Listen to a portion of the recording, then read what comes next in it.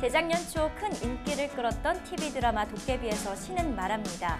신은 그저 질문하는 자일 뿐 운명은 내가 던지는 질문이다. 답은 그대들이 찾아라 라고 말이죠. 그런 의미에서 우리는 저마다 매일 신이 주는 운명의 질문에 답하는 삶을 살아가고 있는지도 모르겠습니다. 누군가는 일생 동안 겪는 크고 작은 사건들을 우연으로 치부하거나 자신의 불운으로 받아들이는가 하면 다른 누군가는 그 시련을 자신의 성장을 위해 꼭 필요한 과정이었다고 받아들이기도 하는 것처럼 말이죠.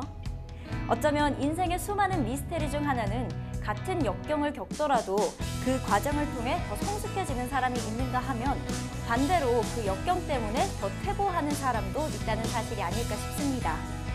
점점 더 귀가 멀어가는 상황 속에서도 운명을 작곡해낸 베토벤이 될 것인가, 운명의 사슬에 갇혀 스스로 삶을 내어줄 것인가, 그 앞에서 전자로 가는 이정표를 발견할 수 있다면 우리의 삶은 한결 더 간결하고 또 명확해질 것 같습니다.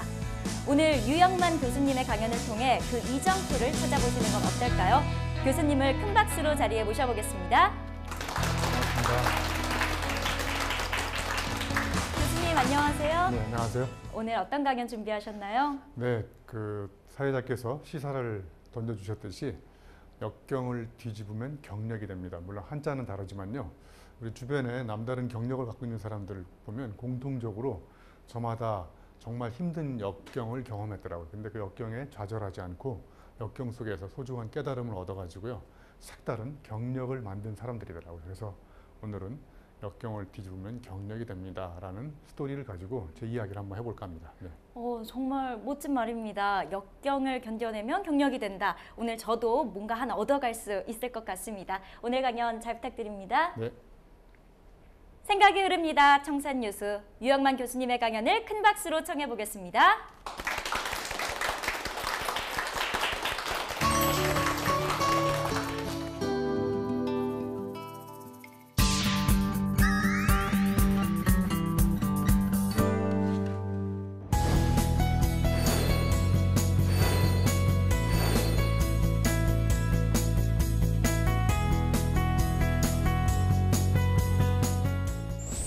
네, 안녕하세요. 한양대학교의 유영만 교수입니다. 여러분 반갑습니다.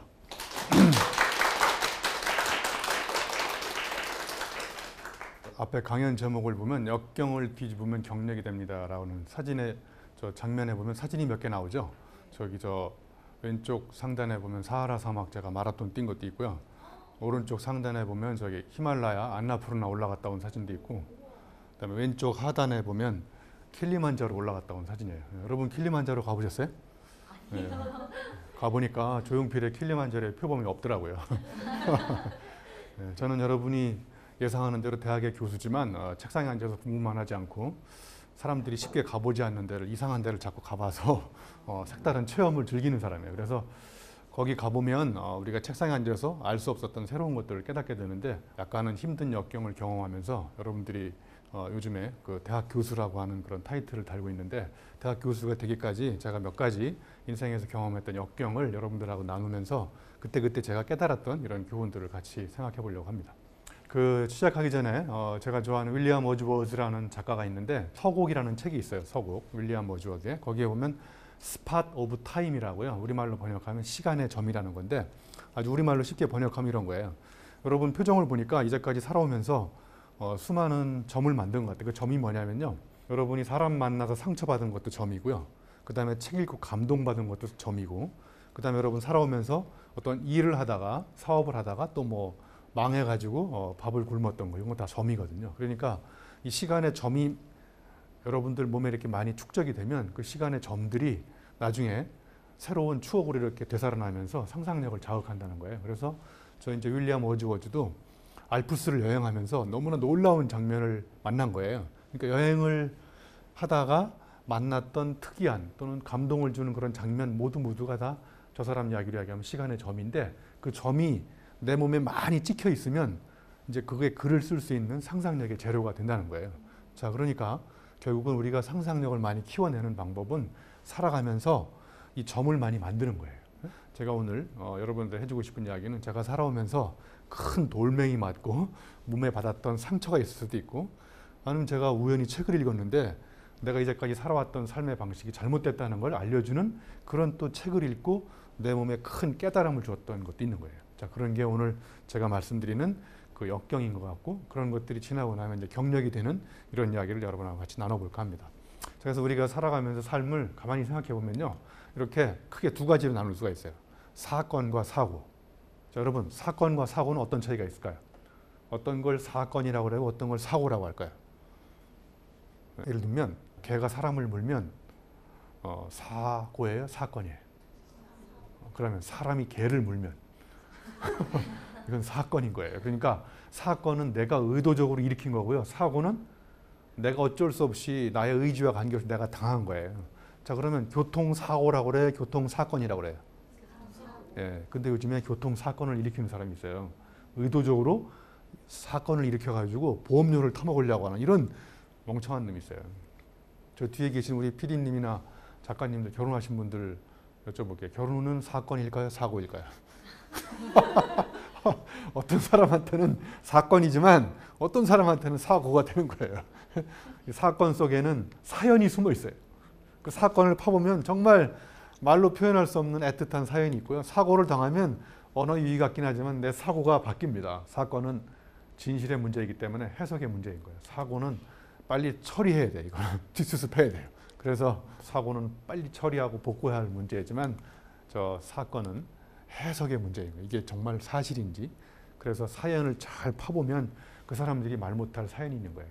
사연 속에 애틋한 그런 어떤 말 못할 자기만이 갖고 있는 간직해야 될 그런 게 있을 것 같아요. 그래서 오늘은 제가 당했던 사고, 제가 일으켰던 사건, 이런 걸 한 5가지만 시간 되는 한도 내에서 엄청나게 많은데 그중에 5가지만 얘기할게요. 자, 여기 잘생긴 남자 3명이 나와 있는데 저기 가운데 있는 사람은 얼마 전에 돌아가신 엘빈 토플러의 미래학자. 예? 그리고 저기 왼쪽에 브라이언 트래시라고, 저 사람은 세계적인 리더십 자기개발 전문가인데 저분은 세계적으로 유명해요. 강연료가 한 번 뜨면 거의 1억 원이 넘어요. 이 세 사람의 공통점은 아마 여러분이 예측을 못하겠지만 세계적으로 유명한 3대 용접공 출신이에요. 여러분 엘빈 토플러가 용접한 거 처음 하셨죠? 네. 그리고 브라이언 트래시도 용접을 했고요. 저도 고등학교 다니면서 용접을 했거든요. 그래서 세상을 지배하는 사람이 되려면 용접을 해야 된다. 그래서 제가 인생에서 경험했던 첫 번째 사건일 수도 있고 사고일 수도 있어요. 저는 이제 고등학교 다니면서 수도공고 다녔거든요. 공고 다니면서 제가 3년 동안 용접을 했어요. 인문계 고등학교 다니면 영어 수학 가지고 대학 갈 준비를 하지만 우리는 취업할 준비를 해서 이제 기능사라고 그래요. 자격증을 따려고. 그래서 용접을 하다가 제 인생의 첫 번째 실패 체험을 해보게 됐어요. 용접을 한다는 게 뭐냐면요, 철판을 이렇게 붙여가지고 용접봉으로 녹여가지고 철판을 붙이는 거예요. 네? 조선소에 가면 용접공들이 많잖아요. 그래서 제가 용접을 하다가 온도 조절을 잘못해가지고요, 철판에 이렇게 구멍이 크게 뚫어졌어요. 네, 어차피 이제 떨어진 거잖아요, 불합격. 어차피 떨어진 거 제가 결심을 하고 사건을 일으켰어요. 네, 철판에다가 용접봉을 녹여가지고 구멍을 크게 뚫어버렸어요. 네, 그래서 저는 이 철판만 생각하면 자꾸 이렇게 보름달이 연상이 돼요. 여러분 혹시 철판을 생각하면 보름달이 연상되세요? 네. 저는 세계 최초로 철판하고 보름달을 연결시켜서 시를 쓸 수 있는 상상력이 생겼어요. 왜? 어떻게 해서 이렇게 생긴 거예요? 철판에 구멍을 뚫어본 체험 덕분에. 네. 제가 저기 상단의 제목에다가 체험적 상상력이라고 그랬는데, 인간이 위대한 창조를 일으키는 원동력이 뭔지 아십니까? 자기가 체험해본 상상력이어야 돼요. 자기가 체험해보지 않은 상상은 그걸 뭐라고 그러냐? 공상, 허상, 망상, 몽상, 환상, 이런 거에는 힘력자가 안 붙어요. 여러분 보니까 지금 너무 몽상, 환상, 허상, 망상에 젖어 있는 것 같아요. 그러니까 창조가 일어나려면 내가 체험을 해봐야 되는데 그런 것만이 상상에 힘이 붙어가지고 힘력자가 생겨요. 상상력. 이제 상상이라는 게 뭐냐면, 제가 존경하는 신영복 교수님이 여러분의 상상력을 아는 방법은 단어를 말할 때 그 단어와 관련돼서 무엇을 연상하는지를 알아보면 그 사람의 사상의 깊이를 알 수 있다는 거예요. 그러니까 예를 들면 저는 철판 그러면 보름달이 연상되잖아요. 자, 그러면 여러분 막걸리 좋아하세요? 네, 막걸리 그러면 떠오르는 단어가 뭐예요? 빨리 얘기해 보세요. 막걸리. 뭐예요? 쌀 막걸리. 또 탁주. 또 파전. 또 막걸리 주로 언제 땡기세요? 비 오는 날. 여러분의 연상 세계가 지금 이 모양이 꼴이에요. 제가 기말고사 문제로 여러분한테 막걸리에 대해서 글을 쓰시오. 그래서 A4용 한 장씩 나눠주고 막걸리에 글을 써보라 그러면 지금 쓸 수 있는 글 이거밖에 없어요. 막걸리 비 오는 날 파전 먹고 쌀 막걸리 먹고 트림 나온 거 이런 거밖에 못 써요. 여러분은 막걸리에 대해 새로운 상상력을 발휘할 수 없어요. 저는 막걸리에 대해서 새로운 상상력을 발휘할 수 있어요. 막걸리하고 제가 돈이 조금 남아가지고 스테이크를 먹어봤는데 막걸리하고 스테이크가 궁합이 잘 맞아요. 그래서 저는 세계 최초로 막걸리하고 스테이크를 연결시켜서 글을 쓸 수 있는 상상력이 생긴 거예요. 어떻게 해서? 스테이크를 먹어봐서. 그러니까 여러분은 막걸리에 새로운 글을 쓰려면 어떻게 해야 돼요? 막걸리를 비 오는 날만 먹지 말고 날 좋은 날도 마시고 꼭 저녁에만 먹지 말고 새벽에도 마시고 대낮에도 마시고 이래야 뭔가 이 새로운 상상력이 생기는 거예요. 여러분의 상상력을 바꾸는 방법은 여러분이 쓰고 있는 단어와 관련된 연상의 세계를 바꾸는 건데 단어와 관련된 체험을 바꿔야만 상상력이 바뀐다는 걸 제가 알게 된 거예요. 두 번째 사건은요. 제가 이제 공고 다니면서 용접을 하다가 평택 화력발전소에 이제 취업을 했어요. 거기는 이제 3년 동안 먹여주고 재워주는 데라서 취업도 자동으로 시켜줘요. 그래서 이제 안전하게 평택에 가서 2년 동안 술 마시고 놀다가 우연히 책을 읽었는데 그 책이 저 책이에요. 다시 태어났는데 이 길이라는 책인데 저 책이 공고생이 서법고시 패스한 수기가 있더라고요. 저게 고시체험생 수기집이거든요. 제가 눈이 번쩍 뜨였어요. 공고생도 서법고시를 패스할 수 있는 길이 있다는 걸 누가 알려준 거예요? 책이 알려준 거예요. 책이. 그러니까 저는 책은 여러분이 안 가본 길을 알려주는 정말 위대한 그런 매개체라고 생각해요. 그래서 제가 이제 결단을 내리고 좋아하던 술을 끊었어요. 딱 1년만 끊었어요. 지금 다시 마시고 있어요. 1년간 끊고 뭘 했냐면 고시 공부하려고 이제 대학을 가야 되겠다. 그래서 제가 이제 독학으로 고시 공부를 시작한 역사적인 그 사건을 일으켰던 첫 번째 매개체가 이 책이에요. 만약에 제가 저 책을 안 읽었다 그러면 아직도 평택 송탄 유흥가에서 술 먹고 놀고 있을 거예요. 왼쪽에 보시면 오이가 있잖아요. 오이가. 그죠? 오른쪽에 보면 피클이 있죠. 자, 여러분 오이가 이렇게 피클로 바뀌는데 다시 거꾸로 피클이 오이가 될 수 있을까요? 없습니다, 여러분. 그러니까 책이라는 게 내가 책을 읽기 전에는 오이였는데 내가 책을 읽고 나서 뭘로 바뀌었어요? 피클로 바뀌었어요. 그러니까 나는 책을 읽기 전의 상태로 돌아갈 수 없는 위험한 행동을 한 거예요. 그러니까 책이 그러니까 위험한 거예요. 여러분 책을 함부로 읽으시면 저같이 돼요. 책을 함부로 읽으시면 안 돼요. 책을 읽으면 인간이 획기적으로 바뀌는 거예요. 오이에서 피클로 바뀐다니까요. 여러분 제가 보니까 아까 강의를 듣기 전에는 오이였는데 지금 보니까 서서히 피클로 바뀌고 있어요, 여러분들. 그러니까 여러분은 제 강의를 듣기 전의 상태로 돌아갈 수 없는 위험한 상태에 오신 거예요. 자, 이제 세 번째 사건은 제가 이제 독학을 해가지고 한양대학교에 가게 됐어요.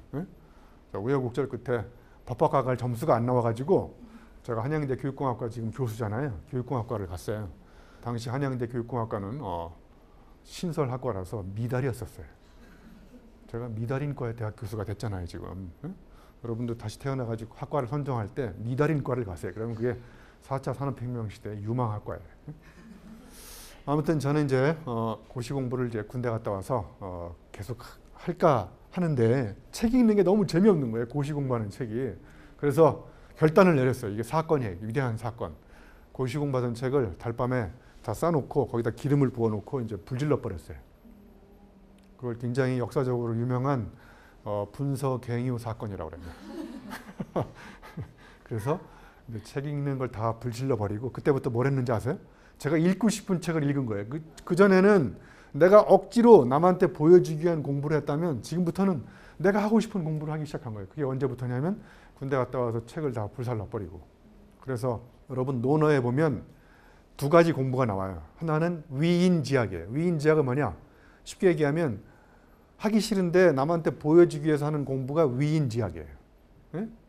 위기지학은 내가 하면 재밌는 공부를 신나게 하는 거예요.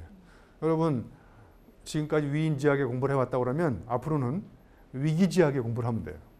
그래서 사람이 행복하게 되는 비결은 위인지학, 하고 싶지 않은 공부를 집어치우고 빨리 내가 하기 좋은 재미있는 공부를 하는 거예요. 네? 저도 이제 제가 하고 싶은 공부를 시작했어요. 그래서 여기 숫자 3가지가 나오는데 5 to 9 for 10.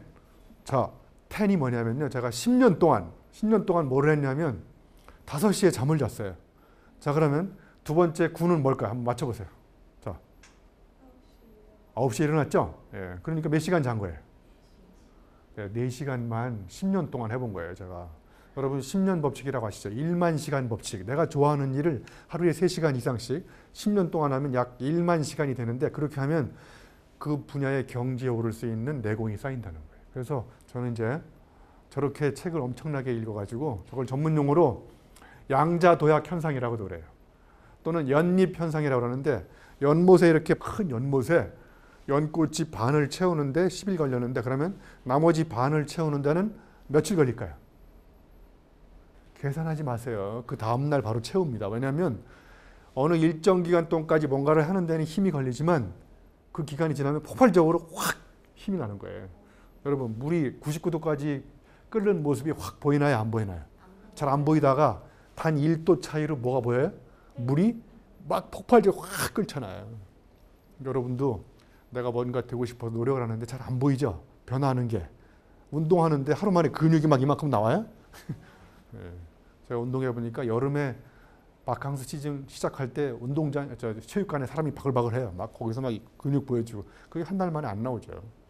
조금 해도 안 나오니까 때려치우고 다시 다음 바캉스 시장에 또 나타나고. 우리가 뭔가 하려면 끊임없이 꾸준히 하는 게 중요한 거예요. 꾸준히. 자, 흔적이 축적되면 기적을 낳는다. 저는 이런 글씨를 심심하면 써요. 저 밑에 보면 지식생태학자 유형만 이렇게 해서 빨간 도장도 찍어놨잖아요. 다 같이 한번 읽어보세요. 크게. 흔적이 축적되면 기적을 낳는다. 자, 그럼 거꾸로 기적을 낳는 방법은 어떻게 해야 돼요? 흔적을 축적하면 돼요. 그러니까 매일 30분씩 10년간 책을 읽어보세요. 매일 아침 30분 출근해가지고 일찍. 매일 아침 30분씩 걸어보세요. 예. 위대한 변화가 시작되는 거예요. 그 다음에 이제 또 하나 사고가 나서 사고. 2007년도에 제가 이제 우여곡절 끝에 이제 대학 교수가 돼가지고요. 유학까지 갔다가 앞만 보고 전속력으로 달리다가 2007년 4월 11일 날 분당 수서 고속도로에서 잠깐 졸다가요. 중앙분리대를 들이받고 제 차가 폐차되는 대형 사고가 일어났어요. 그래서 저기 갈비뼈가 이쪽에 7개 부러졌었고요. 여기 5개 부러지고. 와, 그래서 제가 죽을 뻔했어요. 제가 2012년도 사하라 사막에 가서 마라톤을 뛴 이유도 이 부러진 뼈가 40도에서 견디는지 실험하러 갔다 온 거예요. 아무 이상이 없더라고요. 아무튼 저게 2007년 4월 11일 날 일어났다고 그래서 저 맨 위에 제목을 보면 제가 4.11 사태라고 써놨잖아요. 4.11 사태. 저 갈비뼈가 부러지니까 제가 분당 서울대 병원에 입원해가지고 갈비뼈 전문 의사가 와가지고 이분은 갈비뼈만 보고 가시더라고요. 그래서 제가 팔뼈가 아파가지고 이 팔 좀 봐달라고 그랬더니 팔뼈는 자기 전공 뼈의 경계를 넘었다고 하더라고요. 그럼 팔뼈는 누가 봐요? 팔뼈. 팔? 정형외과. 정형외과 의사가 이분은 또 와가지고 팔뼈만 전문적으로 보고 가더라고요. 제가 또 목이 아파가지고 목뼈 좀 봐달라고 그랬더니 그건 자기가 전공한 뼈가 아니라는 거예요. 그 뼈를 전공한 의사가 따로 있다고 하더라고요. 누구예요, 그 사람은? 신경외과 의사. 예. 그래서 이 세 분이 와가지고 자기가 맡은 뼈만 최선을 다해서 보고 가요. 근데 제가 어디가 아프냐면 미치겠는 게 여기 사이뼈가 아파. 여기 목뼈하고 팔뼈, 이 사이뼈. 저기 팔뼈하고 갈비뼈 이쪽 물음표 써놨잖아요. 여기에. 예? 이 사이뼈가 아파 죽겠는데 사이뼈를 전공하는 의사가 병원에 없어요. 예? 정말 뼈저린 뼈 아픔을 체험하고 만든 제가 세계 최초의 전문가가 여기 빨간 글씨를 써놨잖아요. 사이 전문가라고. 제가 세계 최초로 만든 전문가예요. 무슨 전문가라고요? 여러분 앞으로 4차 산업혁명 시대 유망 전문가, 사이 전문가예요. 이 세 분이 와가지고요. 자기 뼈만 보고 가고 셋이 모여가지고 회의를 하질 않아요. 유영만 교수의 신체 뼈에 대해서 서로 진단한 결과를 가지고 서로 나누고 소통하고 그래야 되는데 오는 시간도 틀리고 주는 약도 틀리고 자기 분야의 전공만 보고 가요. 그런데 우리 사회에 왜 이렇게 사회가 차갑고 아파졌냐면 전문가가 너무 많아서 그런 거예요. 전문가끼리 만나가지고 소통을 하질 않아요. 소통이 되지도 않아. 그래서 제가 크게 깨달은 게 뭐냐면 앞으로 전문가와 전문가가 만나서 그 사이에 차이를 전공해야 되겠구나. 우리가 사람과 사람 사이가 만나면 무슨 사이가 돼요? 좋은 사이가 되든지 아니면 안 좋은 사이가 되든지. 좋은 사이가 되려면 어떻게 해야 돼요? 다른 사람 걸 존중해 줘야 돼요. 나하고 다름을 인정해 주고.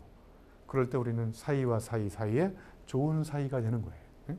그래서 제가 이제 놀랍게 정말 빠른 속도로 몸이 회복돼 가지고 나와서 이제 교회 다니시는 분을 유심히 관찰했는데 이분들이 주행 속도에 따라 찬송가가 다르더라고요. 60km일 때는 주와 함께 길 가는 뭐 이런 찬송가를 부르시더라고요.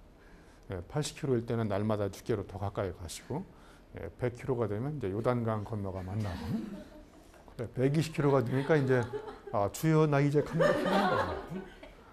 그러니까 여러분 왼쪽에 속도가 빨라지면 오른쪽에 주님을 빨리 영접할 수 있다. 이걸 제가 깨닫게 된 거예요. 저도 곡선으로 살다가 직선으로 달리다가 죽을 뻔한 거예요. 그러니까 삶은 직선이 아니라 곡선이라는 걸 깨닫게 된 거예요. 그래서 제가 쓴 책이 곡선으로 승부하라는 책을 쓴 거예요. 자, 굽이굽이 돌아가는 길을 굽이굽이 돌아가지 않고 집 어디로 가요? 터널 뚫렸잖아요. 직선으로 달려가는 거예요. 그래서 여러분 속도보다 더 중요한 게 각도예요. 각도가 여러분 속도가 빨라지면 각도가 좁아져요, 넓어져요? 좁아집니다. 그러면 세상을 다르게 볼 수 있는 가능성은 줄어드는 거예요.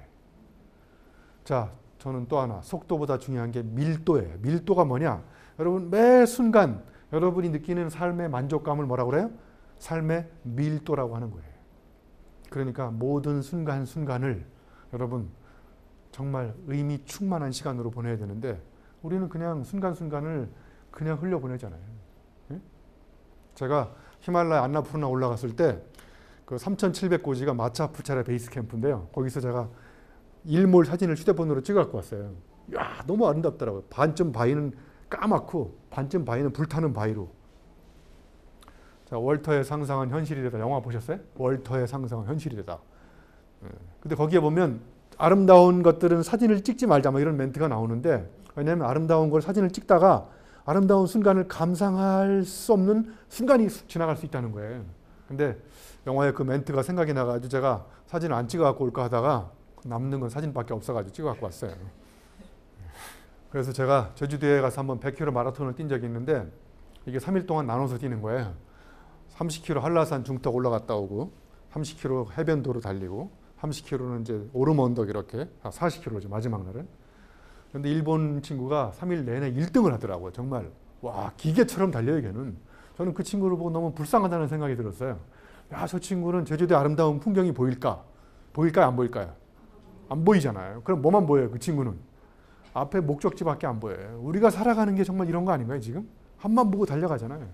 저같이 뒤에서 막 제주도 풍경도 감상하고 둘째 날 해변도로를 달리는데 와, 저 앞에 막걸리 집이 보이더라고요. 목은 말라 죽겠고 제가 어떻게 했겠어요? 막걸리 집이 보여가지고 막걸리 한 잔 마셨죠. 제가 한 병을. 와, 알딸딸하고 이 전율하는 행복감이 오더라고요. 지식 채널 동영상에 보면 경험은 안주인이다라는 동영상이 있는데 결론적으로 뭐냐?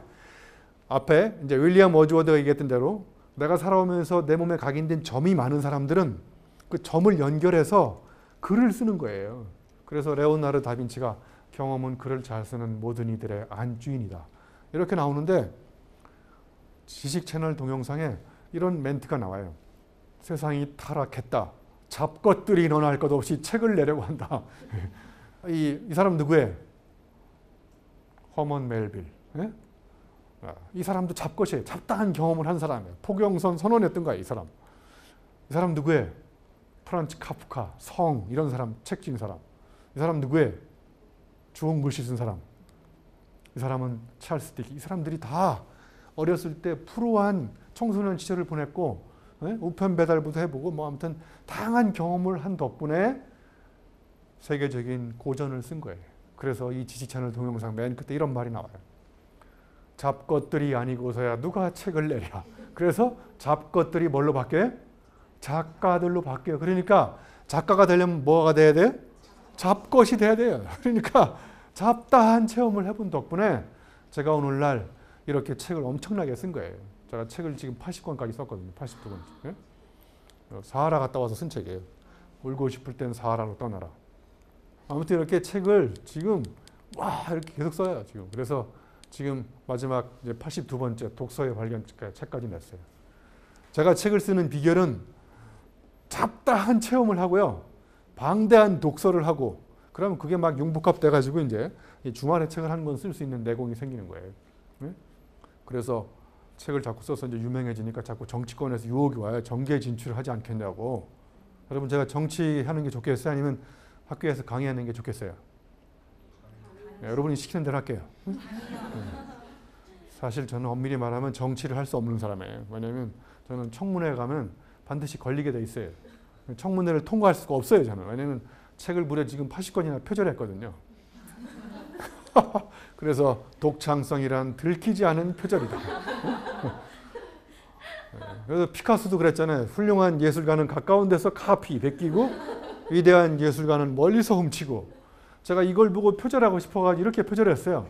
석사는 가까운 데서 베끼고 박사는 멀리서 훔치고. 이거 제가 세계 최초로 석사와 박사의 차이점을 연구해서 밝혀냈잖아요. 누구 걸 표절한 거예요? 그 앞에 거 피카소 걸 표절한 거예요. 근데 안 걸리는 이유는 피카소 거하고 다르잖아요. 앞에 게. 앞에 건 내 거고 피카소 건 뒤에 거잖아요. 이 사람 너무 멋있잖아요. 한 작가의 것을 훔치면 표절이지만 많은 작가의 것을 훔치면 연구다. 제가 오늘 여기서 끝나고 학교 가서 연구할 거예요.